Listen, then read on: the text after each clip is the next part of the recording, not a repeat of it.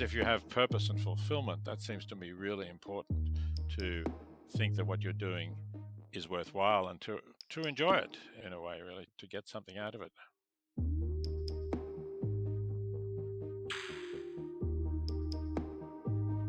Well, I got all the books here. Got a nice stack of them. I'm very Oh, excited. you've got a copy of Animal Liberation now. I've just arrived in New York earlier this morning, and I do not have a print copy yet. Haven't actually had one in my hands. Well, I thought it was fascinating. I thought we should talk for people who listened to the last episode. You and I had this discussion about your watch that you'd been given. You want to tell the Yep. story? Someone gave you a very expensive watch. I don't remember why. Yes, there's a Swiss group called World Minds Espresso, which has half an hour conversations with world minds, supposedly, and I was selected to be one world mind. And instead of paying their world minds a fee, they, as they're Swiss, I guess, and they have some partnership with Breitling, the watch company, they gave me a Breitling watch, which when I looked it up online was, I think, worth 7,000 US dollars, maybe even 8 or 9. I don't remember exactly, but I've got a very effective Casio here that costs maybe around 100, and I don't need anything better than that. It's actually terrific. I mean, not only keeps good time, but it's waterproof. I can, swim, go surfing with it. Sure. I don't know that people with Breitling watches go surfing with them. You'll never get Um, mugged for it. that's true. I'll never get mugged for it either. So I decided the best thing that I could do with it was to put it up for auction with the funds to go to the Life You Can Save, and the effective charities that the Life You Can Save recommends, or just helping the Life You Can Save to promote the idea of giving to the most effective charities. Uh, so that's what we did. And you got involved then when we spoke previously, right? You publicized it. Well, no, And I think I was the one that suggested that you auction it off. oh, could be. Maybe I'm thinking, appropriating your brilliant ideas for my own. No, I thought you told me you didn't know what to do with the watch, and I said you should auction it off for charity, and then I think it raised like 15 or $16,000, right? Yes, it did raise, which was generous because that's clearly more than somebody could have bought it for it. The only difference is that I did briefly wear it and photograph myself with it, so I have worn it. Um, yeah, but then there was a second episode, right, where it, did you wear it as well? Then it got sent That to you. Is that... I think what happened, and we'll put the links to this because I don't think it's gone live yet, but the donor who bought it decided not to keep it either. He's sending it to me, and then I'm going to re-auction it. Also, we're going to keep a chain of fundraising going for this thing. Okay, I'm sorry about this phone. I'm staying with friends, and I guess there's an extension um, phone that is ringing for them. I think it think it's gone quiet. Right. So what I was curious about though is that a couple times in your life you've done that. I remember you got a very big prize, like $1 million, and you donated it. Then you get this expensive watch, and you donate it. Um, how do you? Is that difficult for you? Like, is there a practice in like, hey, because I think we can admit most people don't do this when they get a nice expensive gift or they make a lot of money. They go, "This is mine now, and now my life is better for having it." How have you developed the practice of going, "I have everything that I need. Everything else is extra. I'm going to be generous with it." Yeah, I think that is the attitude that I've got. That I'm really very satisfied with my standard of living. It's perfectly comfortable. Um, there's nothing that I feel, oh, I'm really longing to have that, but I can't afford it.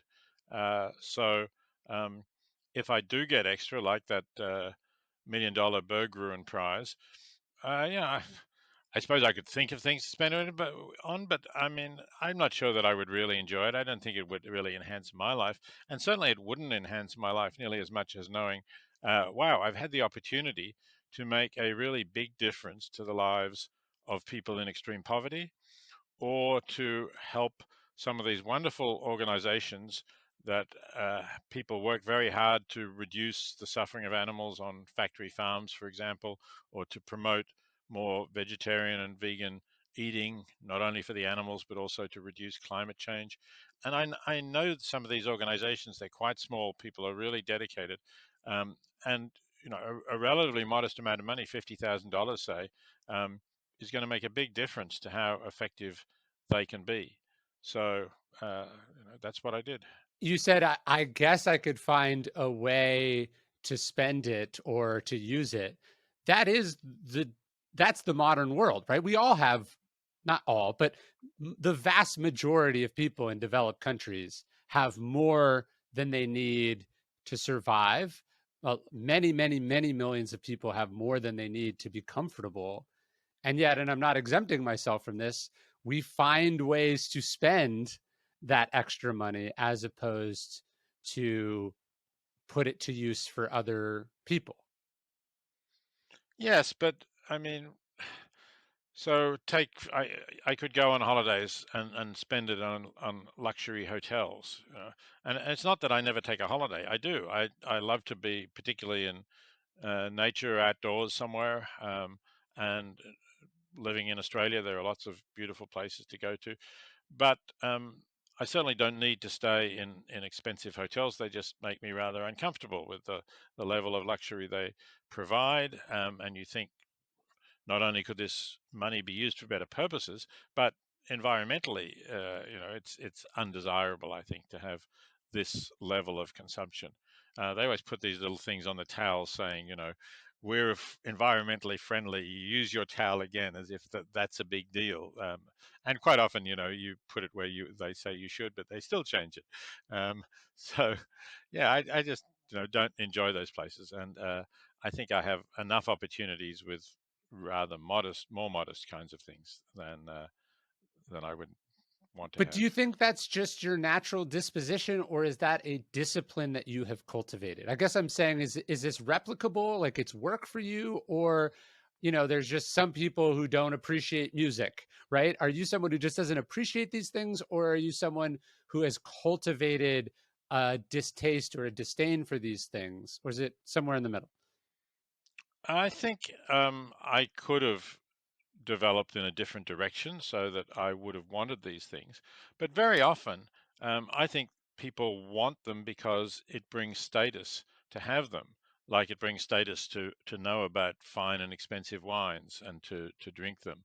And really, the difference in pleasure that you get from drinking a really expensive old bottle of wine from something much cheaper, I don't believe is all that great. Now some people will say that that just shows I don't have a discerning palate, but I think that's something that you learn to develop and appreciate, and you don't have to. And I think maybe you actually spoil the pleasure that you get from eating something simpler and more basic.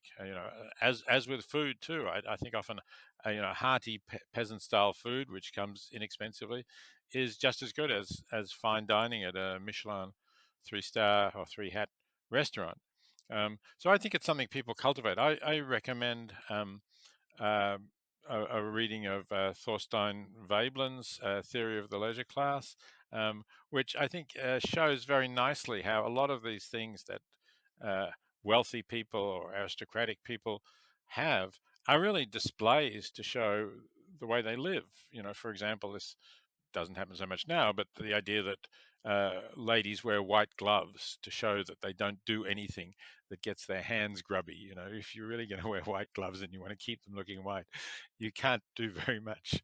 So, a lot of those things are that kind of thing. Or the fact that, you go to these dinner parties where you have to wear a tuxedo and a special shirt and a bow tie, which only will bring out for those few occasions, maybe only once a year where you need to do that, but you have to have this whole outfit to go with it. I mean, I think that's just conspicuous consumption, to use Veblen's term. Yeah, I think you talk about this either in the expanding circle or in the life you can save, the sort of paradox of hedonism, which is that we think that by chasing pleasure, we'll get pleasure. Instead, we don't, because the pleasures are always fleeting. Meanwhile, you know, chasing purpose. So, would you rather have the sensation that by by giving up a watch, you saved X amount of people from malaria or poverty or what have you. That's deeply meaningful and tends not to be ephemeral versus the sensation of the weight of the watch on your wrist, which you get used to almost immediately. And the questions about it tail off pretty quickly. And in the end, you're left with a hunk of machinery that, well, while finely crafted, you take for granted as any other timepiece. Yes, exactly. And maybe, once you've bought your first $8,000 or $9,000 Breitling watch, you then start to aspire to the $50,000 Breitling watches, which are also available special models. And there's very little limit as to how far you can go. So it really is a kind of a treadmill that you're on if you get into that idea of wanting to have these essentially status goods. And um, you can just go on and on. And I think you have to keep doing it to keep up the level of pleasure. Whereas if you have purpose and fulfillment, that seems to me really important to think that what you're doing is worthwhile and to enjoy it in a way, really, to get something out of it. And that's to say nothing of what we talked about, the fear of being mugged, the fear of losing it, the fear of scratching it, the cost of insuring it, down the line. It's not free to have these things. One of my favorite quotes from Seneca. He says, "Slavery resides beneath marble and gold." His point is, if you have this beautiful mansion or palace, you think you own it, but to a certain extent, it owns you. That's not even getting into the opportunity costs of what you could have otherwise done with those funds. But there is something, we think that getting these fancy luxury items is going to be deeply rewarding. And in fact, often we come to regret those things.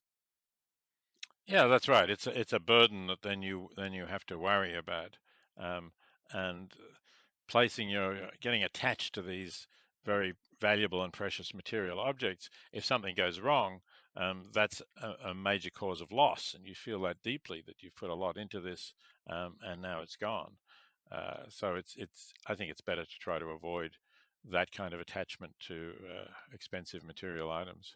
So to put it in perspective, though, for people, because I think that's one of the remarkable things I've taken from your work, which is you don't have to donate or give, at giving pledge level amounts to have a sizable impact. So something like $10,000 from the watch that you sold. What kind of impact can something like that have in the world? Well, certainly you could expect to save more than one life with a $10,000 donation to a really effective charity. Um, an example of that would be the Against Malaria Foundation, which distributes bed nets to protect children and adults against malaria. Um, and it's been shown through pretty carefully controlled randomized studies in villages where bed nets were distributed or not distributed when there wasn't enough bed nets to distribute them everywhere, um, that you do save children's lives. Maybe it costs around $4,000, I think was one estimate. So you could say for 10,000, you would save 2.5 lives. But in addition to saving 2.5 children's lives, you would save many more infections with malaria of people, whether children or adults, who would get very ill from malaria. And okay, they weren't going to die, so they don't figure in that cost per life saved. But it's clearly a benefit not to have malaria. I got it once many years ago when I was in New Guinea, and it's not fun, I can tell you that. Yeah, and it's weird to think that, if all someone did in the course of their life was save two people from death, they would probably be sitting on their own deathbed, whether they lived a long life or a short one, and go, I had a pretty good run. I left this place better than I found it. Um, and yet we kind of shrug off, I guess, how in reach that uh that kind of impact is. Like the moral luck that you would have to be in a position to save 2.5 people from drowning, or to alleviate that kind of suffering, to be where uh, Oscar Schindler was, rescuing, uh, a certain number of Jews from the Holocaust, you know, there's a right place, right time, or wrong place, right time, kind of a fortuitousness to being able to do something like that. And meanwhile, the decision to wear a Timex versus a Breitling like that can have the same impact. Yeah, I think that's right. I've, though I wrote this little analogy about rescuing a drowning child from a shallow pond, um, and that was 50 years ago now that I wrote it. I've never actually been in circumstances where I could rescue a drowning child from a shallow pond, or even rescue a child from surf at beaches. And I do spend quite a bit of time in Australian beaches, and occasionally someone does get rescued, but I have never been in a position to rescue somebody. So, on the other hand, I have, as I say, quite easily in some circumstances, like giving away this watch that I received that I just clearly knew immediately that I did not want to wear a watch like that. Um, I have been able to save a number of lives, and also to encourage other people to do the same. So hopefully, I don't really know how many lives I've saved, but hopefully it's indirectly a larger number. And then all of those people have saved lives, and that's something that should be important to them. Have you read Camus' The Fall? Oh, a long time ago. You're going to have to remind me about it. I'm just thinking the central conceit of that book is he's walking through the canals of Amsterdam or somewhere, and he hears a scream and a splash. Someone falls into the canal or jumps into the canal, and he suspects someone is in need of rescuing, but he sort of shakes it off and continues, right? And he's haunted by this moral guilt that he could have done something when somebody he was in a position to help someone and he didn't do it. And the rest of the book is sort of wrestling with the fallout of that guilt, which eventually kind of destroys his life. But it is interesting if you were in a position to save a child drowning in a small shallow pond and you didn't, chances are that would haunt you. And yet, I'm just thinking to myself here, I don't wake up in a cold sweat in the middle of the night like the character in The Fall and think, I spent an extra $4,000 to get leather seats for my car. Let's not even get into the animal stuff. I'm just hypothetically here. But, I spent extra money to have this or that to remodel my bathroom. We don't, the opportunity costs are just as real as the ignored, drowning person, but it doesn't seem to haunt us the same way.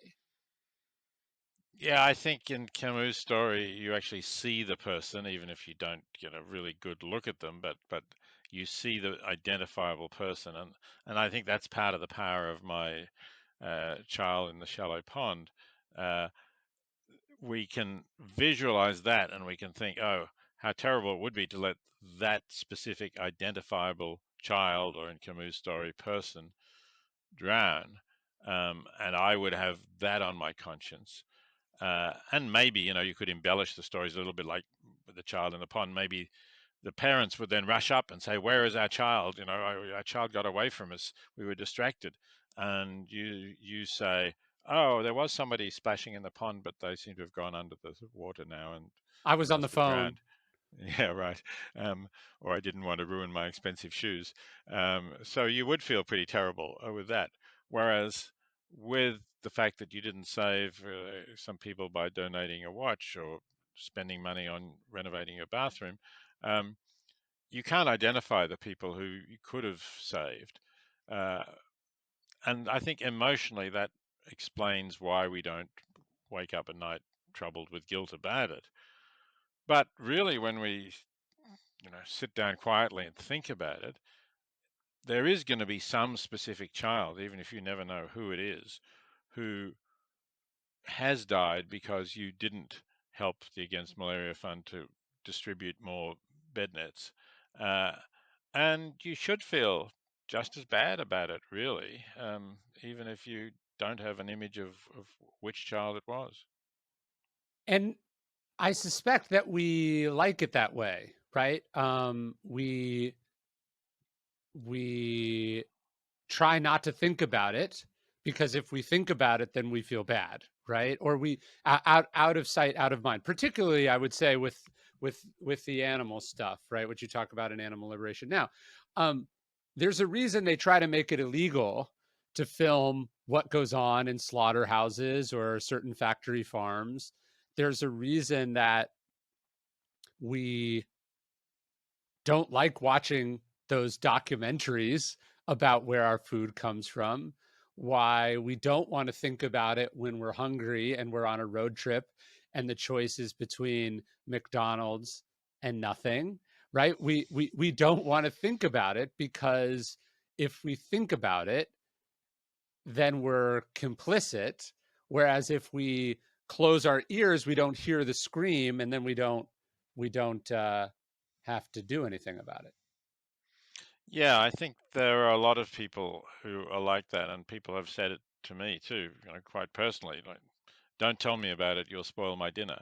Um, and when you think about it, that's a really awful moral stance to take, because you're effectively saying, I believe that probably if you did tell me about it, I would recognize that it's wrong of me to plan to eat what I'm planning to eat for dinner because I am then complicit in the suffering of the animal that I'm eating.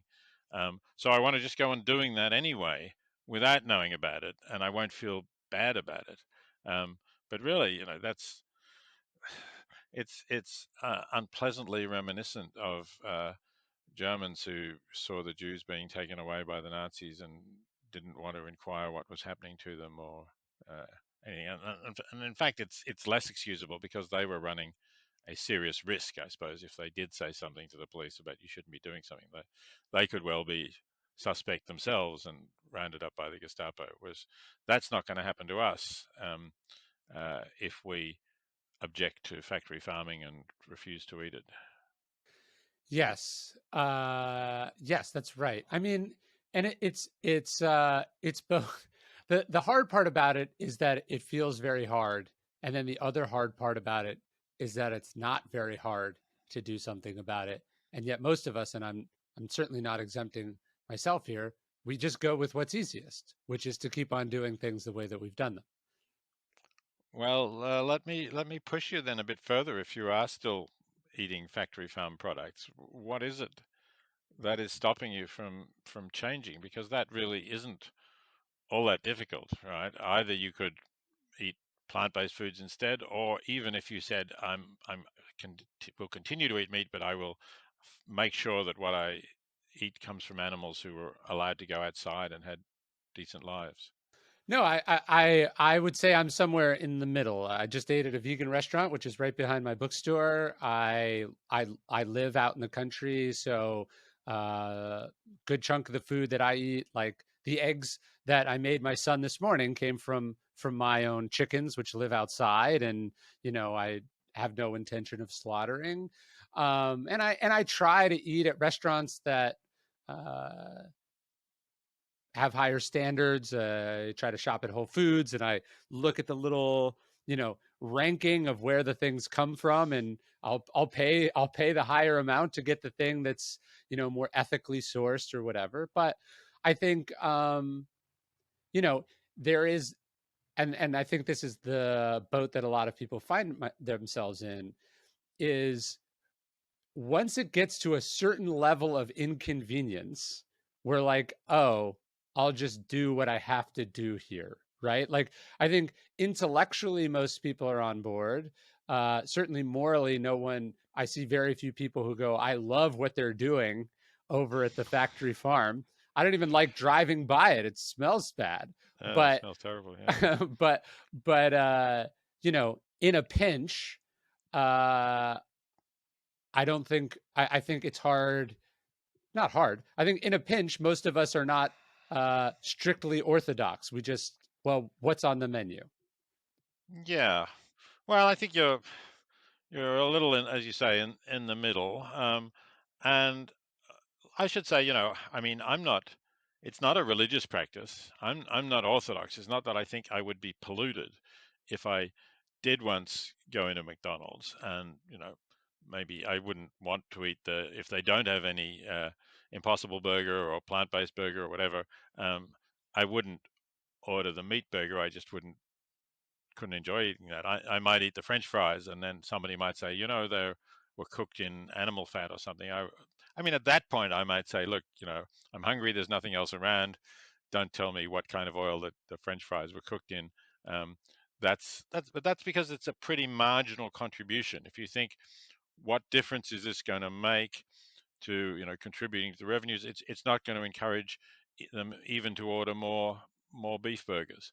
Um, so I don't think in that sense you have to be absolutely pure in what you're eating. I think you have to think about, um, is my lifestyle making a contribution to supporting factory farming in a significant way?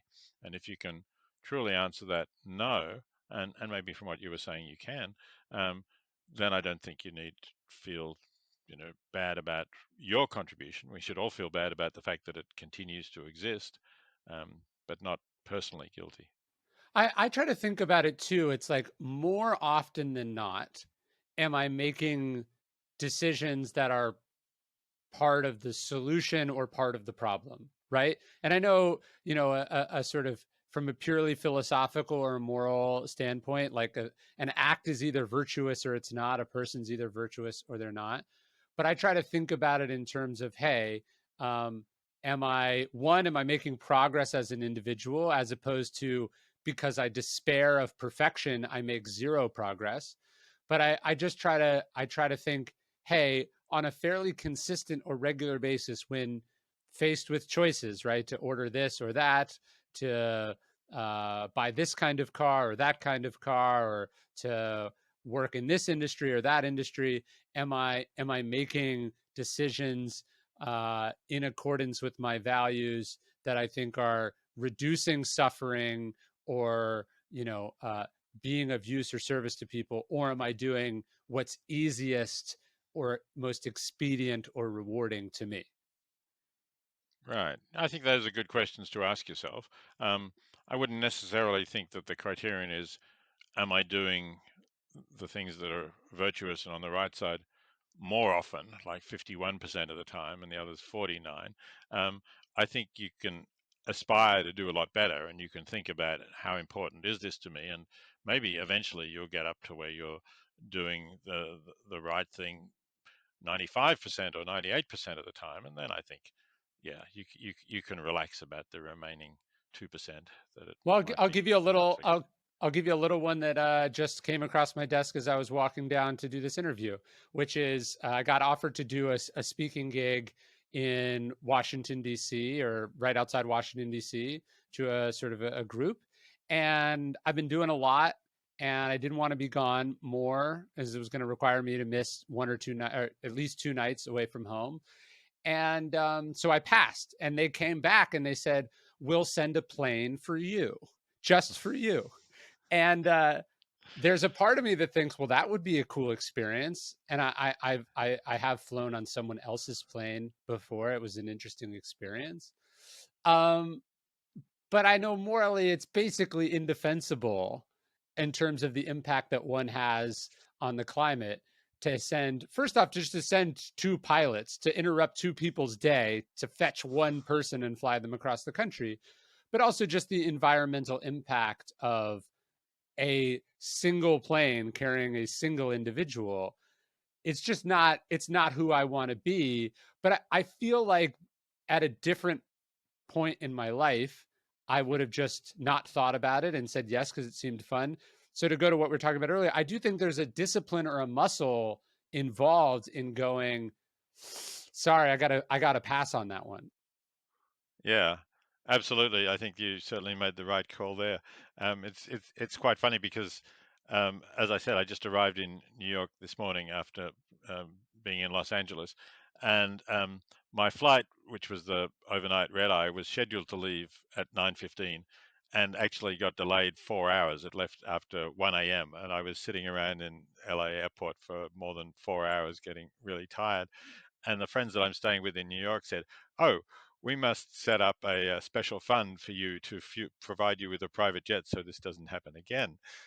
He was joking, of course, um, but yeah, that is the kind of thing that I think we just should not be doing, and really nobody should be doing. I mean, maybe somebody's got such urgent commitments that they are going to do a great deal more good, and they're going to earn large amounts of money that they could donate to effective charities. You can think of hypothetical circumstances, but um, generally speaking, this whole private jet stuff again is just another example of conspicuous consumption. Yes, we're of the class that has their private jets and flies around in them, and to hell with what it's doing for the climate, or to hell with what else we could be doing with that money.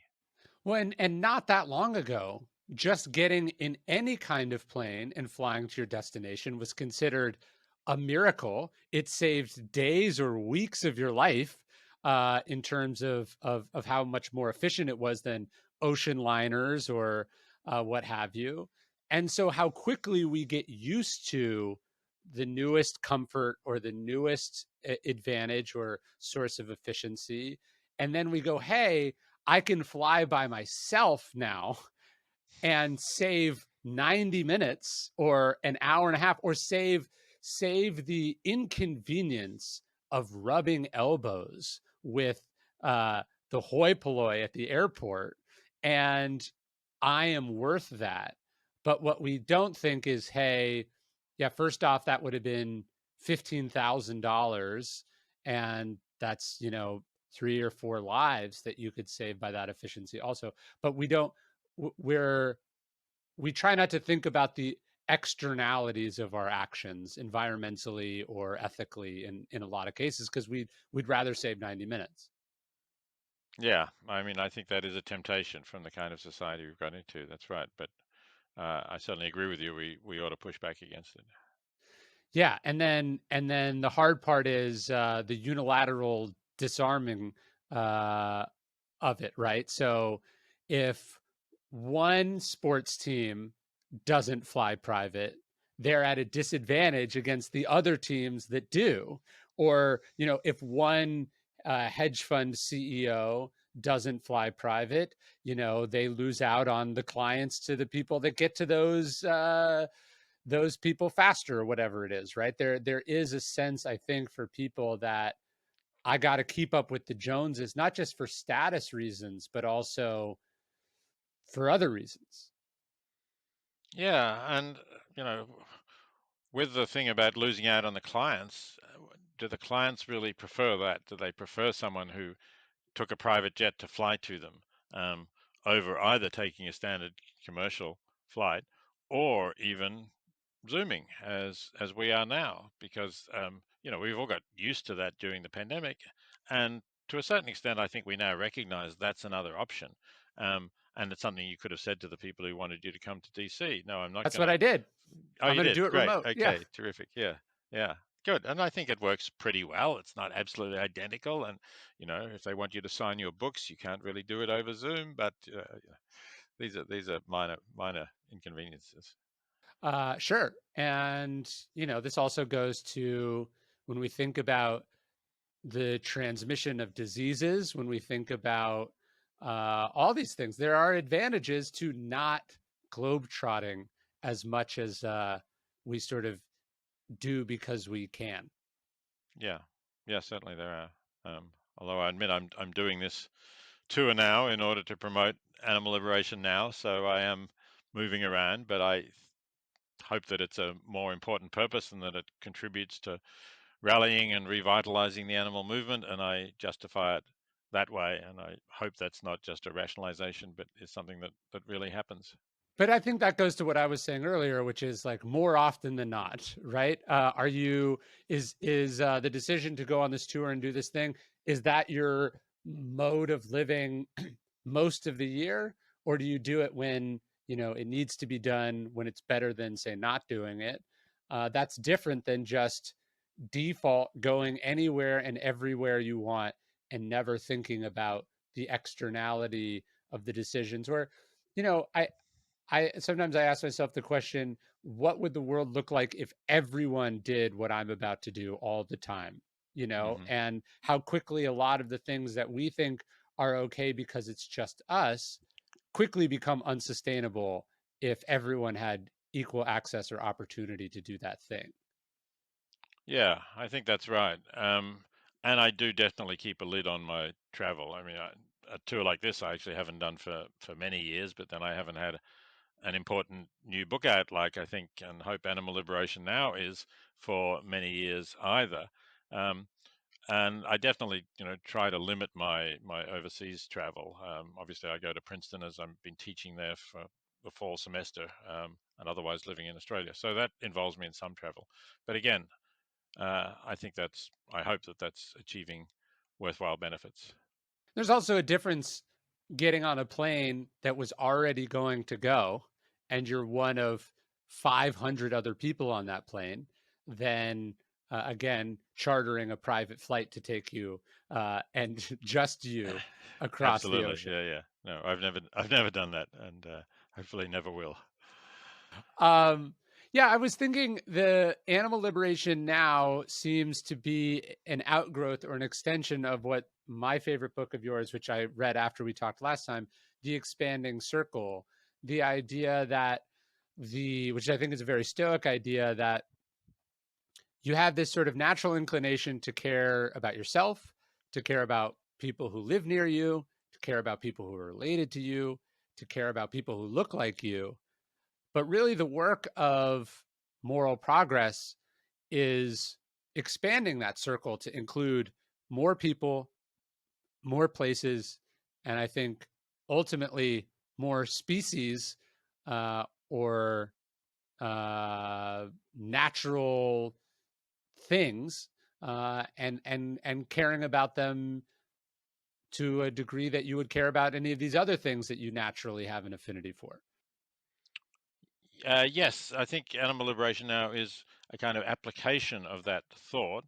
And I remember when we talked last time, I hadn't realized that this was a Stoic idea, but you put me onto Heracles, and yes, it was there, and that surprised me that nothing is new under the sun, and that include the book you held up, The Expanding Circle. But what I did in Animal Liberation Now was to, of course, apply that to the world that we're in today and to look in detail at factory farming, which is unfortunately something new. I don't know whether you should say under the sun, because these animals never go in the sun. They're confined in dim sheds with, as you were saying, terrible manure smells or ammonia from if they're chickens, um, and but it's a new phenomenon. You could say the attitudes to animals, species attitudes to animals, have existed for millennia, but the technology that enables us to take so many animals and literally it's something like, if we just focus on vertebrate animals that we raise and kill for food. So I'm not talking about wild caught fish, but I am talking about including fish in aquaculture and chickens and so on. It's something like 200 billion animals a year that the 8 billion or so people on the planet are raising and consuming for food. Um, and that's unprecedented, obviously, on a scale completely different from anything that there was before in terms of the amount of animal food that is being produced, but also the amount of suffering that this is produced, which you really cannot imagine, right? You can look at one group of animals, whether they're chickens crowded into a shed, or pigs in a pig factory farm, or fish in aquaculture, and even then it's hard to focus on one animal. Um, but you can. I remember actually once when I was in Australia, we learned of a pig farm that was half owned by the Australian Prime Minister at the time. And an employee had told us that the conditions of the pigs were very bad. They were not only in stalls, but they had chains around the neck. They were being chained by the neck. And because they were sort of moving and trying to get away from these neck chains, the chains were actually biting into their necks. There were open sores in their necks. So we went into that farm at night, and each one of us chained ourselves to a stall that was holding a sow. These were the breeding sows, and sat opposite that sow. And then we called the police and said, "There's cruelty going on here. You should prosecute." Instead, of course, predictably, they prosecuted us for trespass, but that's another story. But I actually got to feel something for that particular sow in those conditions. But then you have to generalize that to not just hundreds, not just thousands, but millions or hundreds of millions of sows living like that. And if we talk about chickens or fish, we're talking about billions or tens of billions.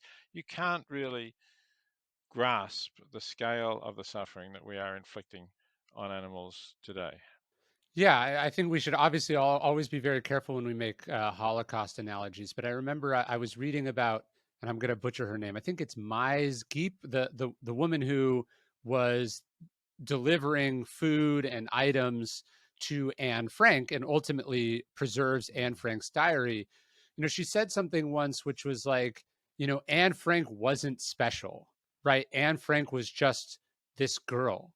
And to a certain degree, it's easier to just think about the one person who was the victim of this um, injustice, because it's almost impossible or unfathomable to truly extrapolate that single bit of suffering, you know, at the scale of 5 or 6 or 7 or 8 million people, but that is the true scope of the tragedy of something like that. So yeah, you see one limping animal or one cow that's never been outside, or it's swelled up, or you see one preposterously overbred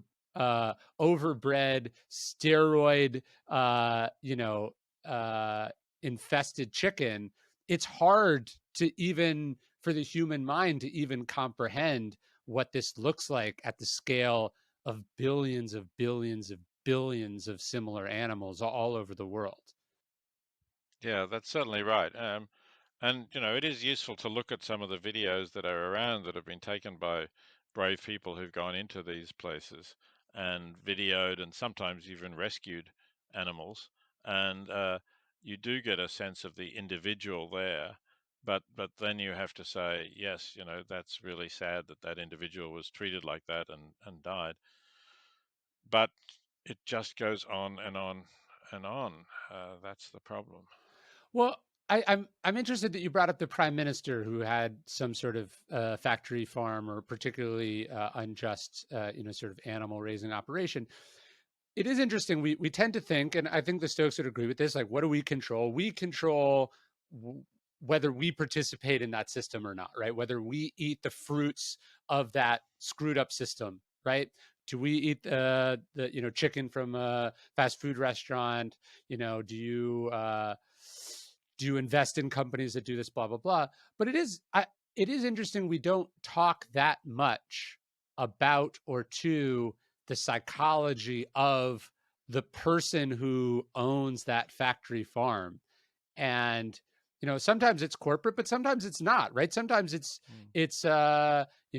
a family that has just been in the chicken business for a couple of generations, right? And what have you come to understand about the psychology of it? Like, I understand why a normal person and they're looking between two kinds of shoes, they buy the Nikes because they're cooler and there's been a lot of marketing towards it. They're not thinking about the children in the sweatshop that made that. But we don't talk a lot about who owns the sweatshop and the people who are uh, surveying that sweatshop and going, yes, this is how I want to do business. What have you understood about the psychology of the people more, I think, much more morally complicit in those exploitative or evil systems? Well, if you focus on the factory farms, which I think maybe you know a little bit more about than the factories that are producing sneakers, um, I think there's two different things going on. There are people who have traditionally been farmers and who grew up on the land farming and producing food, um, and often they feel bad about what has happened to farming. Certainly the older ones who were farming when they had small numbers of animals outside. Let's say they were dairy farmers and they had, you know, 100 cows maybe, yeah, and they could make a decent living from 100 cows, and they knew the cows individually. The cows would be outside on pasture during the day. They would bring them in for milking, obviously, maybe, but then the big dairies got into it, right? Um, and incidentally, we just saw an example of how big these dairies are with this fire in Texas that killed 18,000 dairy cows. I don't know if you heard about that. It got some news media. Um, uh, and it's pretty horrible that 18,000 cows should get burnt alive, of course. But you've got to ask the question: 18,000 cows together? That's what dairy farming is, and yes, that is what dairy farming has become. It So wasn't obviously, over 18,000 acres, I imagine. no, no, it was not. No, no. So, um, yeah, it's and those older farmers, they may regret that this has happened, but they've just said, you know, I couldn't feed my family. I couldn't earn a living now unless I had a big, more concentrated dairy. And that's happened to obviously the chicken farmers. There are virtually no traditional chicken farmers with small flocks of chickens running outside. Maybe some egg producers, but even that's pretty rare. So some of them feel that this is just, to stay in the business, they've got to do this, and they don't have a choice, and they don't like the lifestyle, but they don't know what else to do. And then at the other scale, there are simply the big corporate investors who are really dominating the industry and are responsible for putting the small producers out of business. Um, and uh, that's just a financial thing for them. I think that's just a return on capital. We can do this. We can make money on it. We can show that we're more efficient than the small farmers. We can undercut them in the market, and the big supermarket chains will take our products because we can produce in bulk, and it's a reliable, consistent product. So it's a way of making money, and the animals don't count. They're really just machines for converting the low-priced food that we give them into the higher-priced meat, milk, or eggs. And what of the managers and the supervisors of a dairy operation that's got 18,000 stinking, mooing, steroid pumped, full of steroids cows? Like, how do they square or think about what they show up and work on every day? I don't think they think about the well-being of the cows beyond the fact that the cows are producing milk. That's what you care about. Um, and incidentally, in the dairy industry, the cows have to be made pregnant every year to continue to produce milk. Otherwise, the milk dries up, and you have to take the calves away from them. And they're mammals. The bond between mother and calf is very strong. The mother calls out for the calf, and the calf, if the calf is male, will be sent for veal or maybe slaughtered very soon. If she's a female, she may be brought up as a dairy cow herself. Um, but that's also, I think, a pretty heartless thing, which even the traditional dairy farmers had to do. But on the big ones, it's all about getting the most out of the cows. They produce vast quantities of milk, um, and after they do that for a few years, essentially they're burnt out. They don't live as long as a cow on a more traditional dairy farm would have lived. So I don't think there's any real thought about the welfare of the cows as long as they're producing. Yeah, it's we get desensitized to whatever it is that keeps the thing going. It's like the Upton Sinclair line. It's very hard to get someone to understand something that their salary depends on them not understanding. I Hmm. imagine you could plug in empathy for understanding there. You don't have empathy for the thing in which uh, you are taking advantage of, or in which your market efficiency derives from, whether that's labor or an animal or environmental externality, etc. You can't think about it, or you can't do your thing, and you'll be That's right. replaced You by would have someone to who can. change. Yeah, you Yeah. would have to change. Occasionally, you hear about a farmer who does change and tries to set up a more organic, natural farm, and maybe some of them succeed, some of them don't. There was even a news item in the UK a year or so ago about a beef producer, I think, who decided to switch to growing vegetables, and made a thing about that didn't want to be in the beef or industry anymore. So it occasionally happens, but in terms of the large scale of the animal production industry. It doesn't make a blip. I read a book recently, I think it was called The Ledger and the Chain. And what struck me about it is, so often you think of either like the slave owners, or you think of the society which is morally complicit in slavery, but it was really a focus on like two or three of the most prolific entrepreneurial and let's say successful, because there's no other word for it, but successful slave traders and breeders in America in the early to mid 1800s. And what I found so interesting about it was these were clearly sociopathic, if not outright psychopathic individuals, right? It wasn't just that this wasn't a Thomas Jefferson, hey, I don't want to think about what's happening here. I inherited this from my parents, and I'm going to keep it going because I'd have to sell Monticello if I let the slaves go. Or even in Thomas Jefferson, the sort of moral ambiguity or contradiction, the sort of knowing that there's something wrong about it, wanting it to change, but hoping it happens later and not at your own personal cost. Just just watching how profoundly psychopathic these individuals were, that it wasn't like they were reluctant slave traders, but they liked the work, they were good at the work, they took pleasure in doing the terrible things, and just the world in which they live to do that thing. I don't know, it was interesting to me to think that they were not only exporting slaves literally, but they were exporting their own terrible sort of worldview onto the world. Like they needed this industry to survive and to thrive, and they had no qualms about it. And so they sort of built a business that their industry was an industry on which other industries depended. And I don't know, it just struck me like we don't talk a lot about the person.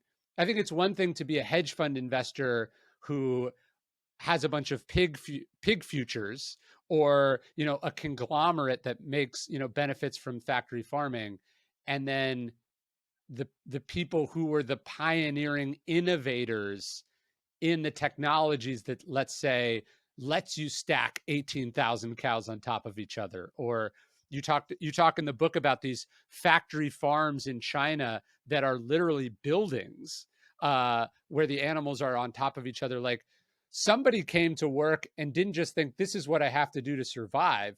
This is somebody who is putting their best energy towards making an evil thing more evil. Yes, that's true. And I think there is a clear parallel between the people who you described as psychopaths or sociopaths, because they were working with human beings and slaves, and were doing that, with enthusiasm and ruthlessness. Um, and what happens with factory farming? Because we recognize now that slavery of humans is wrong. We have not recognized that slavery of non-human animals, simply making them do for us whatever we want, ignoring their well-being and their lives, and treating them as machines to produce things for us. We haven't recognized that that's wrong, and so we don't call these people psychopaths or sociopaths. But in terms of their lack of concern for the well-being of the very large numbers of animals under their control, it's precisely similar to what you were suggesting. And again, I'm not saying that cows suffer the same as human beings when they're enslaved. They are different. But I'm talking about the psychology behind ignoring the interests of a group of beings whom you designate as the others, the outsiders, not part of the group that has moral status. And that is certainly what is going on. Um, I think it is also something that Americans developed. Early factory farming seems to have started in the United States in the early years of the 20th century, although admittedly the Soviet Union with its collective farms also independently produced similar kinds of things. And now, as you just said, it's spreading and intensifying, and China is building these 26-story buildings with floor after floor filled with thousands of pigs who live in those buildings all of their lives until they're slaughtered. And that's a really pretty nightmarish scenario, because in China there are really, you can do to those animals in the process of raising them whatever you think will be most productive for you, um, without any restrictions on how you confine them. And that's a little different from some countries in the world. The European Union, for example, would prohibit a lot of those forms of confinement that exist both in China and in the United States. Um, and California now has these laws, which fortunately the Supreme Court just upheld in one of the better Supreme Court decisions, I'm pleased to say, of the last few years, um, that California has the right not only to require that pigs in California have a certain amount of space that they don't in other states, but also that if you want to sell pig products, and this applies to other farmed animals as well, you can only do it if they have the minimum amount of space that there is California requires. So, that was a significant victory and a small setback for the pig industry and perhaps for other factory farming industries. I want to go back to the idea of the expanding circle for a second, because I think, obviously Steven Pinker's work on the decline of violence is encouraging. Whether it's totally correct or not, I don't want to speculate. But there is this sense that the progress of society, the moral arc of the universe, has been towards expanding that. But does it alarm you that it seems like there is a sizable group these days that not only doesn't seem to be on board with expanding the circle, wants to go the other direction? There seems to be this sort of urge to to discriminate, to use the power of the state or culture to say we shouldn't care about these people, whether they're refugees, whether they're trans people, whether it's gay people, whether it's women and their reproductive rights. There seems to be this movement afoot that is almost reveling in or animated by a desire to shrink the circle. Oh, you've got to go. Um, I think that's Mm, happening in mm, some people. Look, I've of just looked course. at the time, Ryan, and I'm sorry, but I've got this hard stop because I've We'll got talk a soon. radio program that All right. wanted me to All right. connect. Bye. It's been terrific talking to you. Thanks so much. I hope we can do it again soon. Great.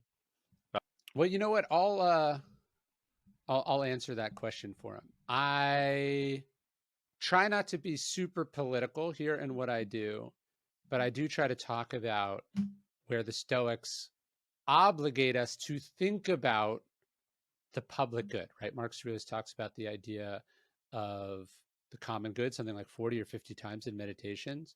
Hierocles, as Peter and I were talking about, talk about talks about the expanding circle. That is the work that we're trying to do, to care about more people, to be more inclusive, to be less exclusive, to expand and open the world and our considerations and our hearts and our emotions and our resources to more and more people.